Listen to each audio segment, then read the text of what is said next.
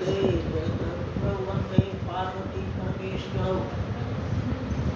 जय हो जग में जले जहांगीर नमन पुनीत अनर्गो इस तरह भी बसे हमारा नमन तेज को बलगो।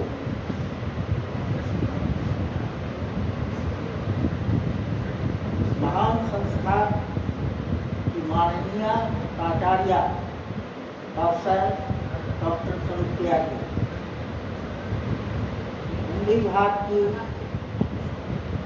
वर्तमान परंपरा को धारण करने वाली सुश्री विभागाध्यक्षा डॉक्टर राधा तिवारी जी, केवल विजय जी और इस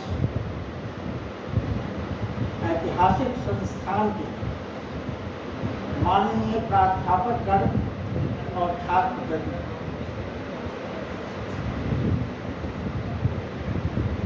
जब भी मैं एलएस कॉलेज में आता हूँ तो बालक हो जाता हूँ। मेरी पूरी शिक्षा दीक्षा नहीं हुई। मैंने जो कुछ सीखा यहाँ के बुजुर्गों से सीखा, और मैं गुरु नहीं हूँ, अभी भी छात्र हूँ। और इस संस्था में तो अत्यंत ही अकिंचन छात्र के रूप में मैं आया हूँ आपसे सीखने की। और आपके बीच में आने के बाद मेरा यौवन जग गया। इस बूढ़े भारत में भी नई जवानी आ गई।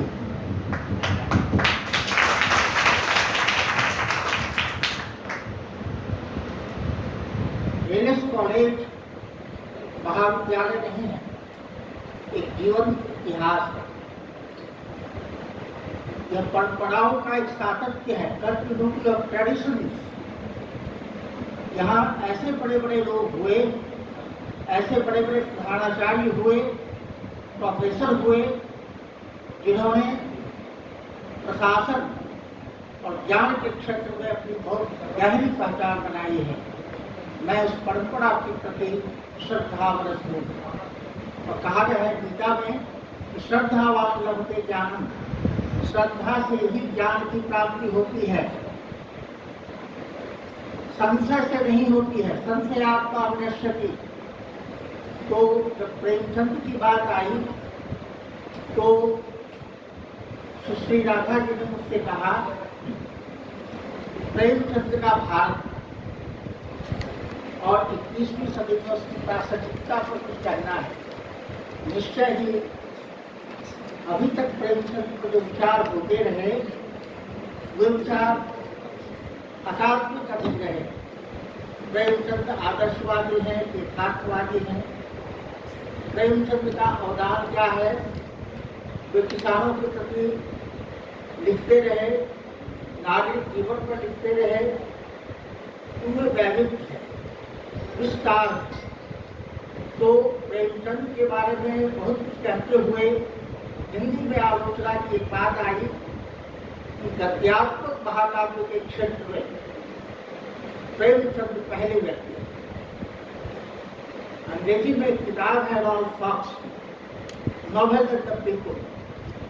उसको उन्होंने बताया है कि उपन्यास आधुनिक संघर्ष से भरे हुए युग की अपनी विधा है।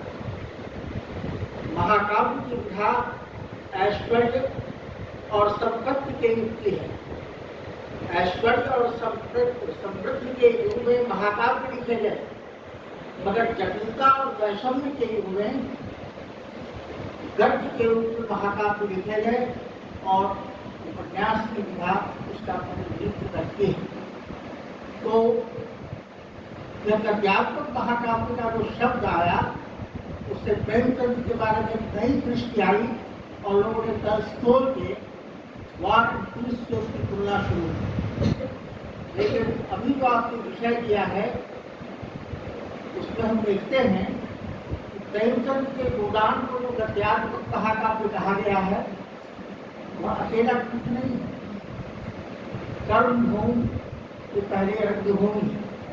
रंगभूमि, कर्मभूमि और गोदान, ये तीनों मिलाकर संपूर्ण भारत के वैविध्य को, प्रश्नों को और उसके जितने भी आयाम हैं उनको स्पष्ट करने का एक प्रयास है। तो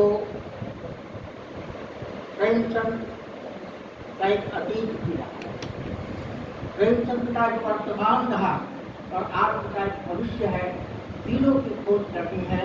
और मेरे जैसे छोटे आदमी को आपने खड़ा कर दिया तो मुझे एलियट के 4 क्वार्टर्स की आरंभिक पंक्तियां याद आती हैं। माननीय प्राचार्य महोदया इसकी तस्दीक करेंगी। Time past and time present perhaps both content with time future. अतीत और वर्तमान दोनों मिलकर भविष्य का निर्धारण करते हैं। तो अतीत का ज्ञान आवश्यक होता है और वर्तमान उससे संगठित होता है और भविष्य उससे निर्दिष्ट होता है। तो time past and time present perhaps both content in time future. मुझे याद आता है भारतीय तंत्र साधना में 100 साधना का ध्यान मुर्दा पर बैठकर साधक मंत्र पढ़ता है और अतीत को जगाता है। मुर्दा बोल नहीं सकता, पट लेटा हुआ है मुर्दा, उसकी पीठ पर बैठा हुआ है साधक और घोड़े पर बैठकर वह कुछ तंत्र मंत्र करता है। तो मुर्दा का जो मुख है साधक के ऊपर होता है, आमने सामने होता है। तब वह शव पूछता है साधक से, बोल क्या चाहिए। उस वक्त साधक जो मांगता है वो 100 दे सकता है, अतीत का मुर्दा दे सकता है। तो जो 100 दे सकता है वो शिव भी नहीं दे सकता है। तो अतीत का पर्यालोचन, साहित्य के अतीत का, किसी देश के इतिहास के अतीत का जो ज्ञान होता है उससे वर्तमान सुनिर्मित होता है और वर्तमान और अतीत दोनों मिलकर एक भविष्य की कल्पना करते हैं, अच्छे गुरु की बात करते हैं। तो प्रेमचंद के साहित्य को इस परिप्रेक्ष्य में देखने की आवश्यकता है। आप देखेंगे कि प्रेमचंद ने उर्दू साहित्य से शुरुआत की थी। उनकी पहली रचना है उर्दू का उपन्यास असरारे आबिद देवस्थान रहस्य। काशी के मंदिरों में जो व्यभिचार होते रहे हैं, जो पाखंड होता रहा है, उस पाखंड का पर्दाफाश करने के लिए असरारे आबिद नाम का एक प्रयास उन्होंने लिखा। और उनकी आरंभिक रचनाओं में उर्दू में एक कहानी संकलन है सोज़े वतन, देश का दर्द। उसमें कई कहानियां हैं। उन कहानियों को पढ़कर उस समय की कैरेक्टर जो उसमें राजद्रोह पाया था, सेडिशन, और उसको जब्त करने का आदेश पारित किया था, उसकी बहुत सारी प्रतियां जला दी गई। तो सोज़े वतन की जो पहली कहानी है, सोज़े वतन का प्रकाशन के बारे में कहा जाता है कि 1908 में उसका प्रकाशन हुआ। मैंने टटोल कर देखा कि 1909 में उसका प्रकाशन हुआ, परंतु उसकी कहानियाँ कुछ आसपास की कहानियाँ हैं, 7 की है, 8 की है, 7-8 के समय की लिखी हुई कहानियाँ हैं। और आप स्मरण करें कि 1908 में मुजफ्फरपुर में खुदीराम बोस के सत्ता के विरुद्ध बम का विस्फोट किया था, क्रांति की एक मशाल जलाई थी, उसको फांसी दी गई थी।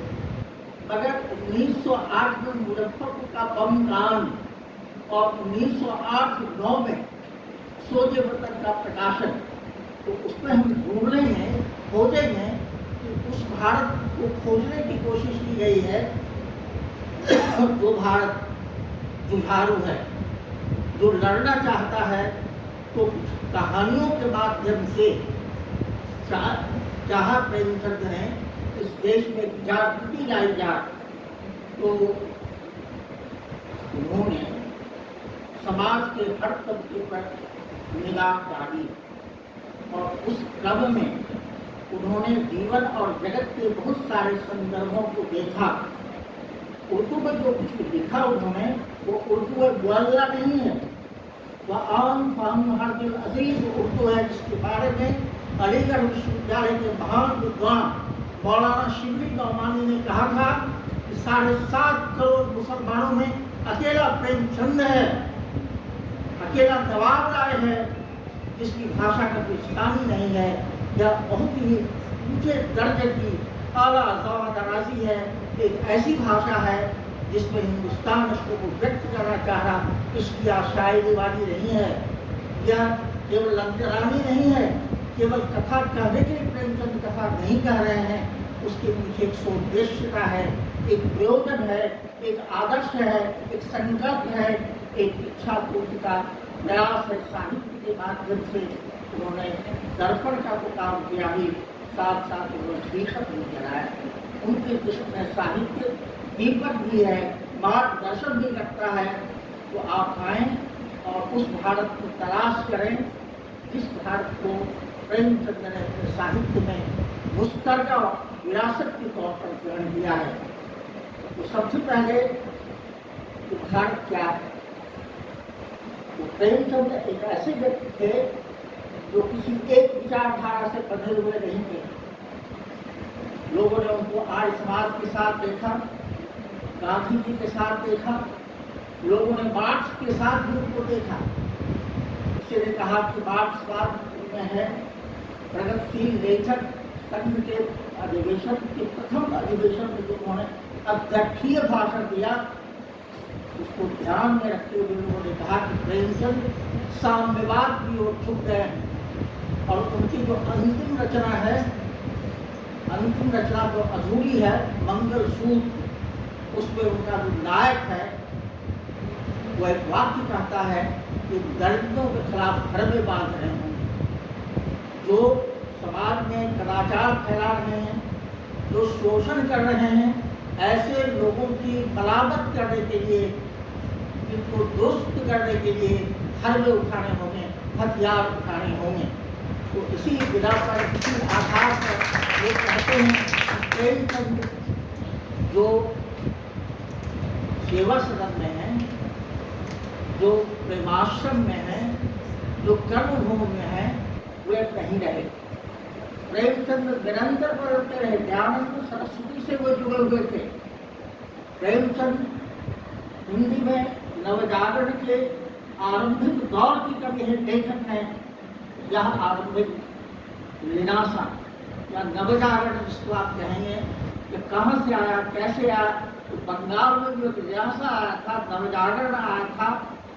हर चीज को उलट पुलट कर देखने के लिए इसके पीछे तो यूरोप की दृष्टि देखते हैं, यूरोप के प्रभाववश इस देश में नवजागरण आया, बंगाल में आया, भारत में देखा गया और प्रेमचंद में भी आया नहीं। मैं दूसरी बात कहना चाहूँगा, प्रेमचंद एक ऐसे व्यक्ति थे जिन्होंने एक जगह उदाहरण किया है बहुत सारे। उन्होंने बताया है कि बुद्ध से किसी ने पूछा कि आप यात्रा करते हैं कहाँ? तो यात्रा में रास्ते में नदी आती है कहाँ? नदी आप कैसे पार करते हैं? तो नाव पर चढ़कर। फिर आप क्या करते हैं? नाव को ले लेते हैं या चलते हैं? तो प्रेमचंद दृष्टांतों में बोलते थे। उन्होंने कहा, जैसे बुद्ध ने कहा यात्रा में नाव की जरूरत होती है, नाव का काम जब समाप्त हो जाता है तो यात्रा आगे चलती रहती है, नाव को माथा पर लेकर तो नहीं चलता है। उसी तरह से प्रेमचंद किसी खास विचार को लेकर नहीं चले, उनके सामने भारतीयता का आदर्श था। उन्होंने कोटली में इतिहास को नहीं रखा, इतिहास को समझा और ऐसे समझा कि आप भी प्रासंगिक लगता है। मैं ध्यान आकृष्ट करना चाहूँगा प्रेमचंद की एक ऐतिहासिक कहानी की। शतरंज के खिलाड़ी लखनऊ की नवाबी के दिनों में दो रईस, दो सामंत, जिनको अंग्रेजों से लड़ने के लिए जाना है, तलवार उठानी है नवाब के पक्ष में, दोनों भाग जाते हैं घर से। एक मस्जिद में जाकर दोनों शतरंज खेलते हैं, मारपीट में जाकर के गर्दन नहीं कटाना चाहते हैं। ये दोनों मीर और बिरदा शतरंज खेलते हैं और सब में लड़ पड़ते हैं, अपनी बाजी के लिए दोनों लड़ पड़ते हैं। और जो दोनों सामंत देश के लिए, समाज के लिए, अपने राज्य के लिए नहीं लड़ सके, तो शतरंज के बादशाह को बचाने के लिए एक दूसरे पर तलवार चला दी। यानी कैसी विडंबना, जो देश के लिए कत्ल नहीं हो सकता वो एक दूसरे को कत्ल कर देता है एक फर्जी काम को लेकर के। शतरंज के बादशाह को बचाने के लिए इतिहास की विडंबना को समझा था प्रेमचंद ने कि उनके युग में भी ऐसे लोग थे जो संघर्ष से कतराना चाहते थे और अपने आइवरी टावर में बैठकर अपनी उस मीनार में बैठकर वे केवल समय को काट रहे थे, समय को बिता रहे थे। यह तो एक राजनैतिक व्यंग्य है, वो आज भी है। बड़े मुद्दों पर लड़ने के लिए हम नहीं जाना चाहते, हम केवल अपने आप को देखते हैं, अपने वजूद को देखते हैं, अपने अस्तित्व को देखते हैं। तो प्रेमचंद का जो शतरंज के खिलाड़ी है, जहाँ एक राजनैतिक अधः पतन की ओर इंगित किया गया है, उस पर ध्यान देने की जरूरत है। सोते वतन में एक कहानी है, संसार का सबसे अनमोल रतन, प्रेमचंद की वो पहली कहानी। उसमें बताया गया है संसार का सबसे अनमोल रतन क्या है। तो किसी शहीद का वह खून जो मिट्टी पर गिर गया है, वो प्रणम्य हो जाता है। वो किसी आंसू का रक्त नहीं है, वो खून के आंसू नहीं है, वह देश की भलाई के लिए अपने आप को कुर्बान करने की स्थिति है। तो प्रेमचंद शुरू से ही एक बड़े लक्ष्य की ओर चले थे। सोते वतन की वह कहानी। और दूसरी चीज क्या थी, सोते वतन से उसको एक नसीहत मिली कि अब खुलकर ज्यादा नहीं कहना है, ऐसा कहना है जो लपेट के कहना है। साहित्य की शैली में कहना अंग्रेज गर्दन न दबाएं, इसलिए प्रेमचंद ने प्रतीकों का बात किया। प्रेमचंद ने जैसे अधिकार रक्षा नाम की कहानी लिखी। अधिकार रक्षा कुत्ते की कहानी। एक कुत्ता है उसको खदेड़ कर गांव के मोहल्ले के कुत्ते भगा देते हैं, वो नदी पार करके उस पार चला जाता है। और उस पार जब जाता है उसको लगता है जैसे मैं आ गया, वैसे दूसरे कुत्ते भी आ सकते हैं। तो दिन रात तो पहरा देता है, नदी के तट पर घूमता है लगातार कि कोई आए नहीं, और कुछ दिनों तक भूखा प्यासा दौड़ता हुआ कुत्ता मर जाता है। तो प्रेमचंद बताना चाहते हैं संभवतः यह करते हुए कि अंग्रेज आए थे फ्रांसीसियों को दबा कर, अन्य उपनिवेशवादियों को दबा कर, चाहते नहीं है दूसरे उपनिवेशवादी भारत में आए। तो उसी समय उन्होंने संकेत दे दिया कि कुत्ता मरेगा, जो विदेशी सत्ता जाएगी। तो अधिकार रक्षा के द्वारा उन्होंने व्यंग्य का सृजन किया, वो एक राजनैतिक व्यंग्य है। उसी तरह से प्रेमचंद जंतु कथाओं की ओर, पशुओं की कहानियों को आकृष्ट होते थे। अर्थात उसकी सनातन परंपरा प्रेमचंद संभवतः जानते थे। पंचतंत्र की कहानी, हितोपदेश की कहानी, अनेक लोक कथाओं को उन्होंने कथा लिखी। 2 बैलों की कथा, इसमें फिल्म भी बनी हीरा मोती। 2 बैलों की कथा में 2 बैल हैं जो अपने स्थान से भगा दिए, बेच दिए। दोनों जब चले गए तो जहाँ गए बिककर वहाँ रहे नहीं, वहाँ से फिर भाग आए अपनी जगह। तो 2 बैलों में जो अपने स्थान के प्रति, अपनी जगह के प्रति एक ममत्व है, तो बैलों की कथा नहीं रह गई है। भारत के लोगों के मन की वह पड़ताल है, जांच है कि भारत के लोग किसी और की गुलामी में नहीं रहे। वो किसान के साथ रहें, किसी कसाई के साथ नहीं रहे, किसी व्यापारी के साथ नहीं रहे। तो प्रेमचंद ऐसी कथाओं के माध्यम से पोशीदा ढंग से लपेट कर कुछ ऐसा कहना चाहते थे कि उसकी व्यंजना हो, उसकी बातें सामने आए। जिस सोते वतन की मैंने चर्चा की, उस सोते वतन में एक कहानी है, यही मेरा वतन है। यही मेरा वतन, मेरा देश यही है। क्या है? क्या है? एक ऐसे व्यक्ति की कहानी है जो विदेश से अपने देश लौटा है और विदेश की चीज़ों को नकारते हुए अपने देश की परंपराओं के प्रति उसके मन में सद्भाव है। वह यहाँ की पूजा, यहाँ के आचरण, यहाँ के तौर तरीकों में रमना चाहता है। यही मेरा वतन है। यही आगे चलकर हिंदी में भी तर्जुमा उन्होंने किया, यही मेरा देश है। मानसरोवर में यह कहानी आती। तो देश के बारे में, उस भारत के बारे में वहाँ कल्पना की गई है जिस भारत की परंपराएं हैं। अब आइए एक एक चीज पर विचार करें। भारत वर्ष अपनी न्याय पद्धति के लिए मशहूर रहा है, जस्टिस के। तो भारत वर्ष में एक से न्यायी राजा हुए, उनमें से विक्रमादित्य, उसके न्याय की शोहरत थी सिद्धि। तो एक किस्सा बनाया प्रेमचंद ने विक्रमादित्य का तेगा, उर्दू की कहानी। उर्दू में यह कहानी जमाना नाम की पत्रिका में सन 1911 में छपी। यह जो 11 में छपी कहानी, जनवरी 1911 के जमाना में यह कहानी छपी। और विक्रमादित्य का तेगा, विक्रमादित्य की तलवार है, महाराजा रणजीत सिंह उसको उठाना चाहते हैं, वो उठ नहीं पाती है। उनमें पात्रता नहीं है, उस न्याय तंत्र को ग्रहण करने के लिए उनकी पात्रता नहीं है। तब फिर दूसरी कहानी उन्होंने लिखी 1916 के जून महीने में सरस्वती में छपी पंच परमेश्वर। न्याय की एक मिसाल है। वहाँ सारे अपने संबंधों को भूलकर न्याय की दृष्टि से एक अच्छा फैसला जुम्मन शेख और अलगू शेख के संदर्भ में लिया जाता है और वहाँ न्याय की प्रतिष्ठा होती है। तो भारतीय न्याय निष्पक्षता की बात करता है।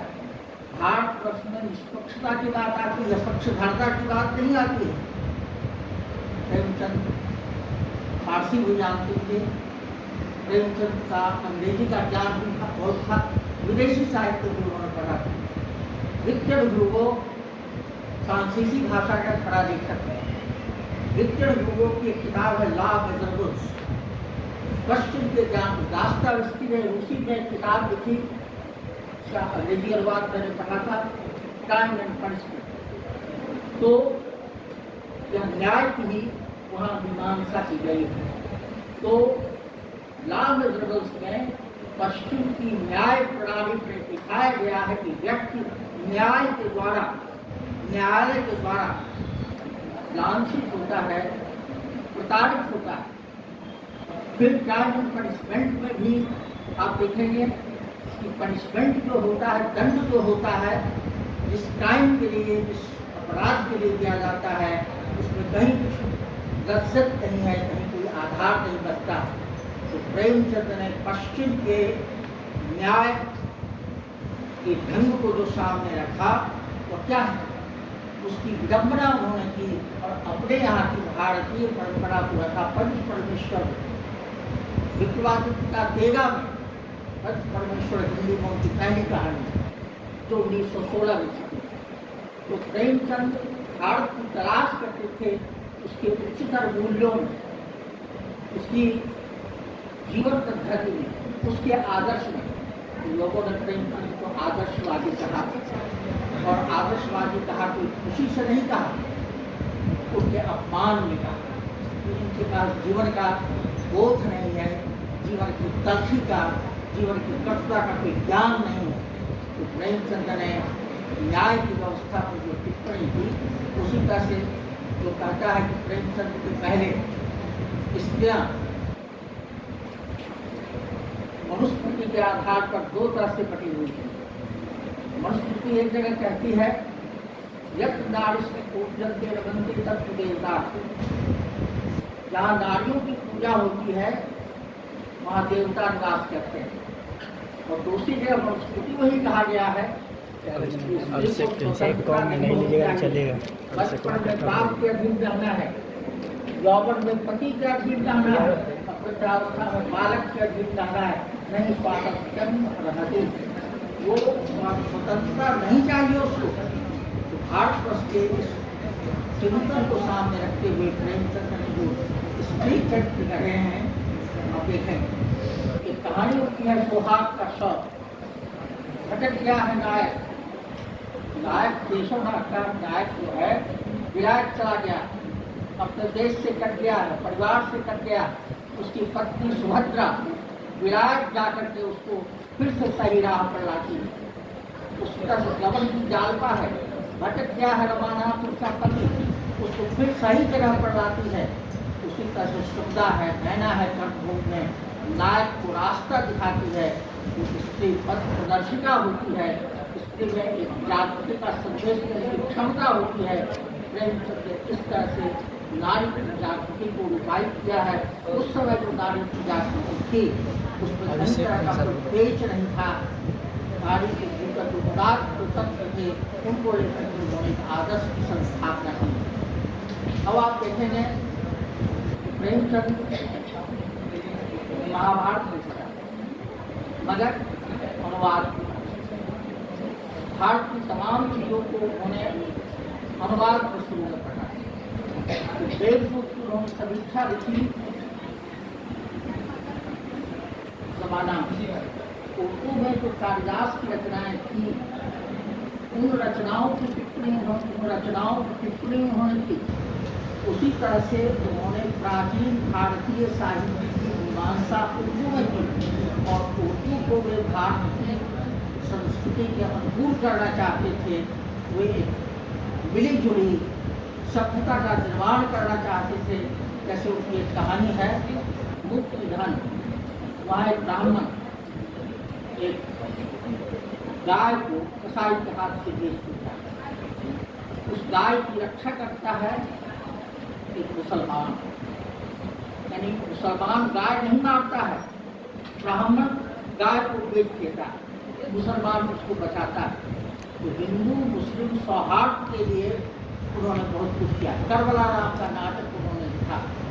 करबला नाटक में उन्होंने दिखाया कि करबला की लड़ाई में मुसलमानों के साथ हिंदू भी लड़े थे, उनके पक्ष में लड़े थे। तो हिंदुओं ने मुसलमानों के साथ सरोकार रखा है। प्रेमचंद इसके द्वारा से कुछ करना चाहते थे। अब देखिए प्रेमचंद की रंगभूमि 1925 की उदान से भी बड़ी रचना है। उसमें ईसाई हैं, मुसलमान हैं, हिंदू हैं, किसान हैं, जागीरदार हैं, गरीब हैं, अमीर हैं, सब तरह के लोग हैं। उसमें एक अंधा को उन्होंने नायक बनाया। क्योंकि नायक बनाने की स्थिति रही है आपके देश में या बाहर, नायक बड़े कुल का होता है, बड़े पद पर होता है, सल्तनत का मालिक होता है। मगर एक अंधे सूरदास को उन्होंने नायक बनाया है जिसकी जमीन सिगरेट की फैक्ट्री के लिए जॉन सिवट ले लेना चाहता है। यानी पांडेपुर गांव में, जो अब काशी का हिस्सा हो गया है, शहर हो गया है, उस पांडेपुर गांव में सिगरेट की फैक्ट्री लगे और सूरदास की जमीन उसमें ले ली जाए। सूरदास उसकी मुखालफत करता है, विरोध करता है, तो दिक्कतें होती हैं, लोग पक्ष छोड़ देते हैं, अमीर के साथ चले जाते हैं, तो अड़िग रखता है अपनी जमीन को बचाने के लिए।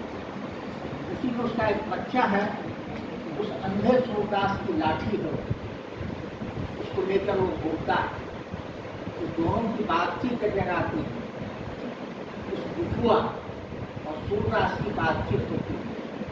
सूरदास की झोपड़ी को उसके विरोधी जला देते हैं और झोपड़ी की रात वो सजो रहा है। बिठुआ उसके साथ, बिठुआ पूछता है बाबा अगर फिर जला दी जाए झोपड़ी, तो कहता है सूरदास फिर कहता फिर जला देगा तब, बार बार वो बच्चा कहता है बार बार जला देगा, आप क्या करें, बार बार जब बनाऊंगा। भारत का इतिहास होता है कितनी बार उजड़ा भारत, कितनी बार खत्म हुआ भारत, बावजूद इसके इसकी विदिशा जीवनी शक्ति मिटी नहीं। छोटे बच्चे और सूरदास के वार्तालाप के माध्यम से इतिहास के सत्य को, भारतवर्ष की अजेयता को, उसकी शक्तिवत्ता को जो पसंद करता है, उसको आप ऐसे तरबियत नहीं कर सकते हैं, छोड़ नहीं सकते हैं। तो प्रेमचंद इतिहास की पीठ पर बैठकर इतिहास के वंश में नवनिर्माण का स्वप्न देखते हैं। 20वीं शताब्दी के हम लोग सीख सकते हैं प्रेमचंद से कि बार बार यह देश जला है, बार बार नष्ट हुआ है और बार बार यह बनता रहा है, कभी यह पराजित नहीं हुआ है। तो अंग्रेजी में अर्नेस्ट हेमिंग्वे का उपन्यास है ओल्ड मैन एंड द सी, बहुत प्रसिद्ध उपन्यास है, छोटा सा पढ़ ली हो। एक मछुआरा है जो बड़ी बड़ी मछलियों का शिकार करता है और उसके हाथ कमजोर हो गए हैं, जाल कमजोर है, देह में शक्ति नहीं है, मगर बराबर हो जाता है मछली मारने के लिए, और मछली फंसती नहीं है। युवक मछुआरे उसका मजाक उड़ाते, कहाँ आता है, क्या करेगा? तब भी वह आता रहता है। एक बार उसके जाल में शार्क या वेल नाम की मछली फंस जाती, घसीटता हुआ लाता है, घसीटता हुआ उसको तट तक लाता है, हाँप जाता है, तट पर गिर जाता है। मगर हिंदू एक टिप्पणी करते हैं, man can be destroyed but can't be defeated. एक व्यक्ति को हराया जा सकता है, एक व्यक्ति को मारा जा सकता है, बर्बाद किया जा सकता है, हराया नहीं जा सकता। यह जो अपराधी मंच के बीच में निर्माण का स्वप्न सजोते हैं, बार बार वह परिस्थितियों में भी राह ढूंढने की कोशिश करते हैं। बूढ़ा से बूढ़ा व्यक्ति भी लड़ने के लिए तैयार रहता है। 80 साल की उम्र में ये वर्ष जाए लड़ने के लिए, और उन्हें बांध चढ़ा दी, लड़े और आजाद जगदीश का निधन हुआ। तो यह बात होती है कि मनुष्य के भीतर जो शक्तिमत्ता है उसको देखा जाए। प्रेमचंद का साहित्य निश्चित तौर पर मनुष्य की उस अपराधेय संकल्प शक्ति का प्रतीक है, उसको तमाम बड़े लोगों ने देखा है। टॉल्स्टॉय के प्रिय लेखक टॉल्स्टॉय, रूसी उच्चारण में टॉल्स्टॉय है, तो नहीं होता है रूसी में। टॉल्स्टॉय की कहानियों को उन्होंने हिंदी में रूपांतरित किया अपने ढंग से। ये कहानी है टॉल्स्टॉय की, वो भी नैतिक की कहानी है। How much land a man needs, एक मनुष्य को कितनी जमीन चाहिए। एक सामंत है जो मुनादी करता है, जितनी जमीन पर वो किसान टहल जाएगा उतनी जमीन उसकी हो जाएगी। तो किसान देखता है टहले को दौड़ता सुबह से लेकर वो शाम तक दौड़ता है कि अधिक से अधिक जमीन वो हासिल करे, और सूरज के डूबने के पहले आकर के उस काउंट को छू ले ताकि सारी जमीन उसकी हो जाए। वो दौड़ के आता है, काउंट को छूने के पहले धरती पर गिर जाता है, मर जाता है। How much land a man needs, एक आदमी को कितनी जमीन चाहिए? तो वो दफन होने के लायक जमीन चाहिए। जमीन की स्पृहा का कोई अर्थ नहीं होता है। और आप देखेंगे कि प्रेमचंद के साहित्य में जमीन के अयोधक परिवार के विखंडन की बहुत सारी कहानियां हैं।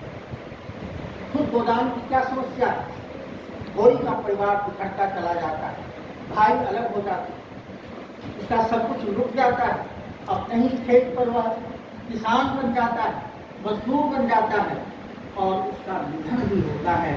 वो जमीन उसको मैसर नहीं होती है, वो जमीन किसी की नहीं है। इस नैतिक सच को टॉल्स्टॉय के अध्येता प्रेमचंद ने समझा। और आप देखेंगे कि उन्होंने जो परंपरा आयत की साहित्य की परंपरा, वह लोग कहते हैं उर्दू से, लोग कहते हैं कि अंग्रेजी फिक्शन की परंपरा उन्होंने दी। सच्चाई यह है कि भारतवर्ष में किस्सा गोई की पुरानी परंपरा रही, यहाँ कहानी कहने की पुरानी परंपरा रही है और उसके अपने ढंग है। कुछ लोगों ने कहा बाणभट्ट ने कादम्बरी लिखी संस्कृत में, वो कादम्बरी महाकाव्य है गद्य में, और गद्य मराठी में आज भी उपन्यास को कादम्बरी कहते हैं, गुजराती में वार्ता कहते हैं, उर्दू में नावल कहते हैं, हिंदी में हम उपन्यास कहते हैं। तो कादम्बरी में जिस तरह से फिक्शन, जिस तरह से कहानी है, वो पुनर्जन्म की भी कहानी है, जैसे कायाकल्प में प्रेम पुनर्जन्म की भी कहानी कहते हैं भारतीय परंपरा से। तो जिस तरह कादम्बरी की संरचना है, वह संरचना इन्होंने ग्रहण की है। प्रेमचंद्र की बहुत सारी कहानियों में आप किस्सा भी देखेंगे। वेदों गांव में महादेव सोनार नाम का एक व्यक्ति रहता था, वेदों गांव में महादेव सोनार नाम का व्यक्ति रहता था। ये किस्सा कोई की पुरानी परंपरा है। तो किस्सा कहने की जो परंपरा है, प्रेमचंद उसके मास्टर हैं, उसके निपुण हैं, और उन्होंने जो कुछ भी लिखा उसको देखने की जरूरत है। आप देखेंगे कि आज भी स्थिति यह है। अभी विजय जी ने सदगति कहानी की चर्चा की। सदगति कहानी बड़ी भयानक कहानी। एक ब्राह्मण मुहूर्त बताने के लिए एक चर्मकार को दिन भर खटाता है, कुछ बताता नहीं, और कुंदा, लकड़ी का एक कठोर कुंदा देता है, इसको चीरो। चीरता चीरता वह चर्मकार ढेर हो जाता है, बढ़ जाता है। शोषण का, रूढ़ियों का, परंपरागत मान्यताओं का वो कुंदा आज भी जीवित है। आज भी उस कुंदे को हम तोड़ नहीं पा रहे हैं।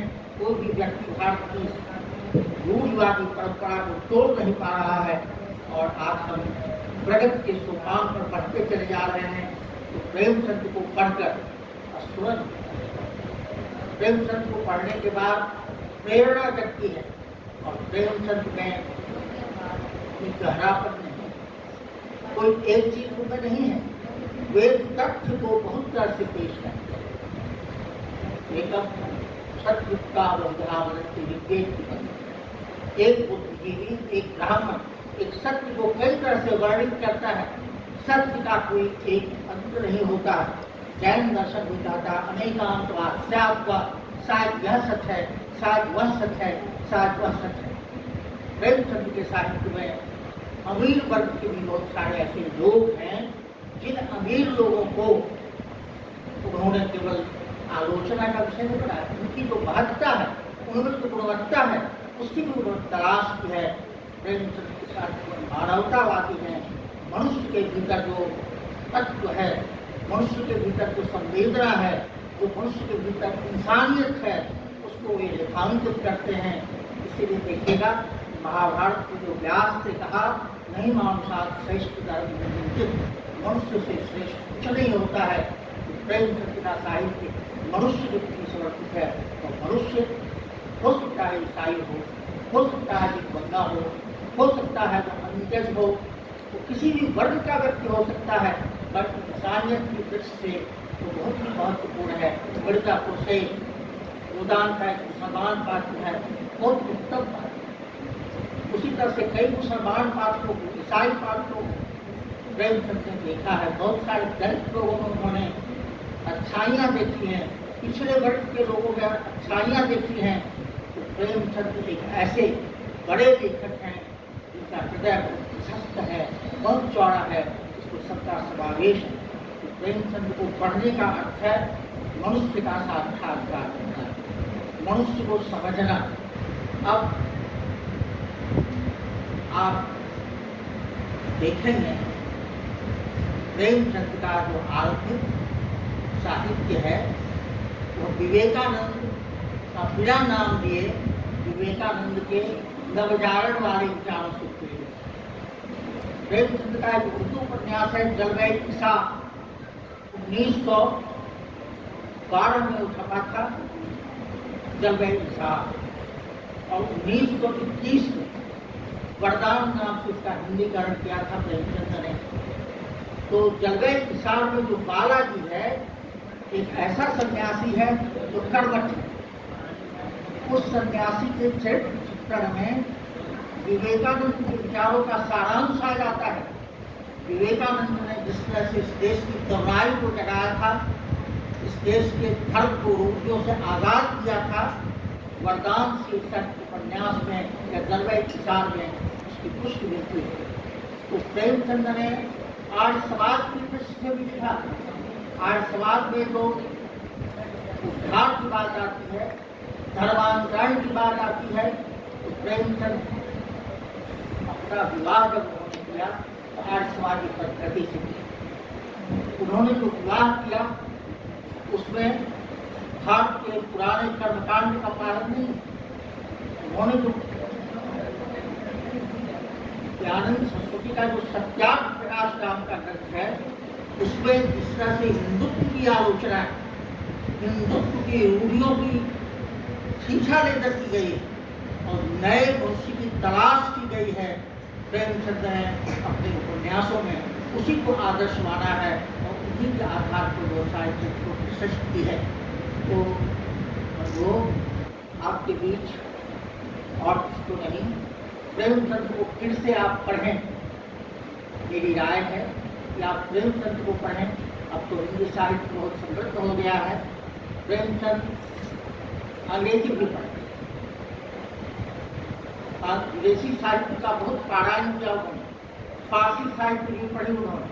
और अभी अभी जिस चर्चा की गई, खेत के चढ़ जाने के गीत गाए, खेत चढ़ जाते हैं और खेत के चढ़ जाने के पीछे हल्कू कहता है कि अब हम कहीं बैठ कर मकान, अब हमको चारा नहीं देना है, अब हमको फसल नष्ट हो गई, बहुत बेहतर है, फसल नष्ट हो गई। इसको लेकर के प्रेमचंद का वह नायक तो बहुत प्रसन्न होता है सवेरे उठकर, भला हुआ कुछ खेत बहुत किया, अब हमको रात को सोना नहीं पड़ेगा, अगोरना नहीं पड़ेगा, चरवाही नहीं करनी पड़ेगी। तो इसको लोगों ने कहा कि प्रेमचंद निहिलिस्ट हो गए, ध्वंसवादी हो गए, प्रेमचंद विनाश के विश्वासी हो गए। नहीं, प्रेमचंद उर्दू के लिए आलिम थे। उर्दू में मोहम्मद इकबाल का एक शेर आता है, जिस खेत से तहका मैं सर्द हो रोटी, उस खेत के गंदुम को जला दो। जिस खेत से देहात के ग्रामीण लोगों को पेट की रोटी नहीं प्राप्त होती है, उसको जला देना बेहतर है। खेती करोगे और पेट नहीं भरेगा, ऐसी खेती बेकार है। कोई क्रांति का आह्वान है, जल जाने दो, नष्ट हो जाने दो, क्योंकि जो बहुत सारी चीजें हैं वो नष्ट होने के लिए होती हैं। बहुत सारी चीजें बर्बाद इसलिए हो जाती हैं कि उनको बर्बाद हो जाना चाहिए। प्रेमचंद इस दृष्टि से रूढ़िवादी नहीं है, ये बदलाव के लिए कुर्बानी देने के लिए तैयार है। निहिलिज्म की भावना नहीं है, ध्वंस की भावना नहीं है। तो प्रेमचंद को बहुत सारे लोगों ने अपने ढंग से पढ़ा है। उनकी उपन्यासों की कला को जनार्दन ने पहली किताब लिखी, प्रेमचंद की उपन्यास कला। उसमें डिकेंस से उनकी तुलना की गई, हार्डी से उनकी तुलना की गई, क्योंकि अंग्रेजी के भी विद्वान थे। उन्होंने प्रेमचंद के औपन्यासिक शिल्प पर विचार किया, लेकिन प्रेमचंद के उपन्यासों के माध्यम से, छोटी कहानियों के माध्यम से, अपने लेखों के माध्यम से क्या कहना चाहते हैं, इस पर उन्होंने विचार नहीं किया। बाद के लोगों ने विचार किया। रामविलास शर्मा जो पर लिखा, उन्होंने इसमें वामपंथी रुझान देखा, किसी ने आर्य समाज को मजबूत करके देखा, किसी ने इस रूप को देखा, किसी ने उस रूप को देखा। तो देखते की दृष्टि होती है, perceive as we are not as they are. Perception का विज्ञान में नियम है कि अपने संदर्भ में हम चीज़ों को पढ़ते हैं। हम जैसे हैं उस तरह की चीज़ों को ढूंढते हैं। कहने वाले लोगों ने जयशंकर प्रसाद की भी कम्युनिज्म ढूंढने वाले कहानी ढूंढ लेंगे। हमको आप कहिएगा तो हमको विद्यार्थी भी ढूंढ लेंगे, लेकिन वह उसका मूल भाव नहीं है। तुलसीदास को पढ़ने के क्रम में तुलसी के परिप्रेक्ष्य को देखना होगा, उसकी परंपरा को देखना होगा और उसकी ऑब्जर्वेशन को, निरीक्षण को देखना होगा। प्रेमचंद ने ऑब्जर्वेशन या निरीक्षण के आधार पर जीवन की परख की है, जीवन को समझने का प्रयास किया है, और यह समझदारी आज के लोगों में गायब हो रही है। प्रेमचंद की परंपरा को ठीक से समझा था यशपाल में, ठीक से समझा था पवित्रनाथ पहला आंचल में, पढ़ती परिकथा में। और आज भी भारतवर्ष के लोग जिन मुद्दों को लेकर के संघर्षशील हैं, गरीबी मिटी नहीं, जात प्रथा गई नहीं, अमीर गरीब का वैषम्य मिटा नहीं, तो तब तक यह ना बराबरी रहेगी, गैर इंसाफी स्थिति रहेगी, तब तक प्रेमचंद याद आते रहेंगे। प्रेमचंद हमको सुलाते नहीं हैं, प्रेमचंद अफीम की गोली नहीं देते हैं, माफिया का इंजेक्शन नहीं देते हैं, वे जागरूक करते हैं, जगाते हैं। और जहाँ कहीं भी जागरण होता है वहाँ साहित्य उद्देश्य में सफल रहता है। प्रेमचंद भारत के प्रति कैसे हैं उसको देखने के लिए भारत देखिए। प्रेमचंद के साहित्य में गाय गोदान, प्रेमचंद का होड़ी गाय रख नहीं पाता, अपना भाई उसको जहर दे देता है, गाय लाता है, उसके खूंटे पर गाय मर जाती है, और अंतिम स्थिति में ₹1.25 का सुतली का बेचती है धनिया। और जब ब्राह्मण आता है गोदान कराने के लिए, रस की पूर्ति के लिए, तो ₹1.25 की दक्षिणा वो दे देती है। यही इनका गोदान है। यानी भारतीय दृष्टि से जो गोदान का एक रस्म रिवाज है उस पर भी वे टिप्पणी करते हैं। उसी तरह से आप देखेंगे कफन की आखिरी कहानी में से एक, कफन में घीसू और माधव, लोगों ने कहा कि वह दलित के खिलाफ था। नहीं, घीसू और माधव कुछ नहीं है, भूख है, पेट का नहीं भरा होता है, और भूख है इसलिए जब उनकी बुधिया मर जाती है तो बुधिया की लाश को इस तरह से सौदा समझ के चंदा लेकर के उसकी शराब पी जाती है, नाचते हैं, कूदते हैं। यानी गरीबी आदमी की इंसानियत को बर्बाद कर देती है, उसकी मनुष्यता को समाप्त कर देती है। प्रेमचंद इस भीषण सत्य को कहना चाहते हैं। आज भी गरीबों में जो दशा पूरी है, गरीबों में जो इस तरह की स्थिति है, प्रेमचंद गम नरक करना नहीं चाहते। वे कठोर से कठोर बात कह सकते थे, या कठोर से कठोर बात कहने की तरह आज हम भूल चुके हैं। आज हम जो कुछ भी लिख रहे हैं, जो कुछ भी हम बोल रहे हैं, उसमें हम परिस्थितियों के मुताबिक बोल रहे हैं कि हुक्मरान जो सुनेंगे, बड़े लोग जो देखेंगे, पसंद करेंगे, वही बोलना चाहिए, वही लिखना चाहिए। प्रेमचंद ने राय साहब उर्दू में वो नवाब राय के नाम था धनपत राय, धन उनको कभी मैसर हुआ नहीं, लेखनी से वो नवाब जरूर थे। कलेक्टर ने डांटा तो प्रेमचंद नामजद हुआ, नए नाम से लिखना शुरू किया। तो प्रेमचंद प्रेम है, चंद्र नहीं है, चंद्र दिखेगा। प्रेम में उन्होंने चंद्र लगाया, तद्भव तत्सम में तद्भव जोड़ा है। तो प्रेमचंद तत्सम जीवन में तद्भव जोड़ने के आदि थे। यानी लोक संस्कृति को उन्होंने कभी छोड़ा नहीं, लोक जीवन को विसारा नहीं। इसीलिए उनका एक लेख मैंने कभी कहा था कि लोकगीतों की महत्व। अब तो लोकगीतों को शोध कर रहे हैं। प्रेमचंद ने लोकगीतों के महत्व को साहित्य के लिए आवश्यक माना था। प्रेमचंद को सर्वांगीण तौर पर पढ़ेंगे अगर हम, तो थोड़ी उर्दू की भी वापसी चाहिए, कुछ विदेशी साहित्य भी पढ़ना चाहिए, और कुछ लोक जीवन का ज्ञान भी चाहिए। तो प्रेमचंद हमको नसीहत देते हैं, सिखाते हैं कि कैसे लिखा जाता है। प्रेमचंद जैसी भाषा सबके पास नहीं। अब ये बहुत बड़े शैलीकार मगर तो बुद्धिजीवी पढ़ते हैं, अब ये वो बुद्धिजीवी पढ़ते हैं, ज्ञानेंद्र की हर चीज पढ़ने योग्य नहीं है। उसी तरह से आम हम जुबान को उसकी भाषा में उसी रूप में, जैसे गोदान का एक वाक्य भोला राम के किसान से बात करता है, भोला से वो गाय छीनना चाहता है और उसका जो बैल है अकेला है, बोलता है बात बोली उड़ान जी चाहता है बैलन को पेंशन जी चाहता है बैलन को पेंशन दे दे, पेंशन नहीं बोलता पेंशन बोलता है। तो प्रेमचंद को भाषा की भी तमीज थी, कौन कैसे बोल रहा है और शुद्ध से क्षुद्र व्यक्ति में जो आत्मसम्मान है उसको देखते किसी विध्वंस कहानी होती है।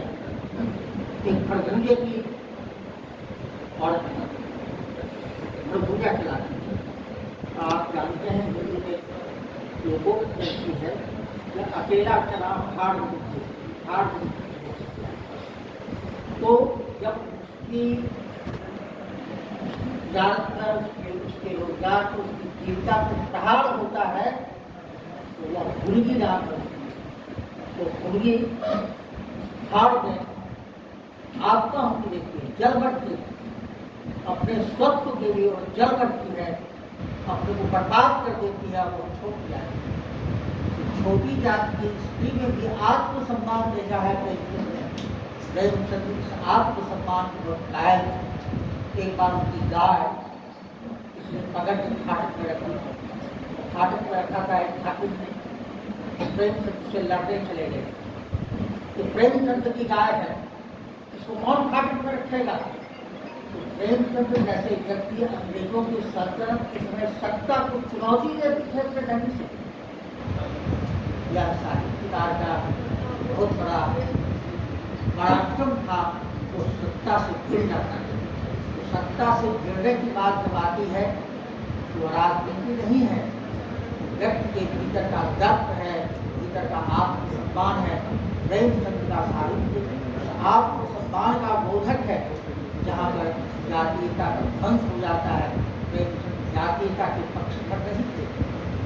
उनके एक बेटा ने राजपूत लड़की से शादी, हम मिल उनके एक बेटा श्रीपत राय ने मुसलमान लड़की से शादी। स्वयं प्रेमचंद जात पात से ऊपर थे और उस कहानी को बहुत महत्व देते थे। छांदोग जो की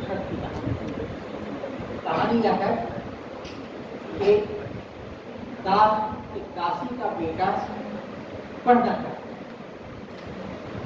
माँ से कहता है कि मैं जाता हूँ दूर। माँ कहती जाओ दूर पास जब जाता है दूर पूछता है नाम, तो ऐसा वैसा नाम बोलता है, किस जात का नहीं जान के पास होता है। माँ ने कहा मैं दासी हूँ, तो किसका बेटा है मैं नहीं जानती, मैं नहीं जानती तो किसका बेटा है?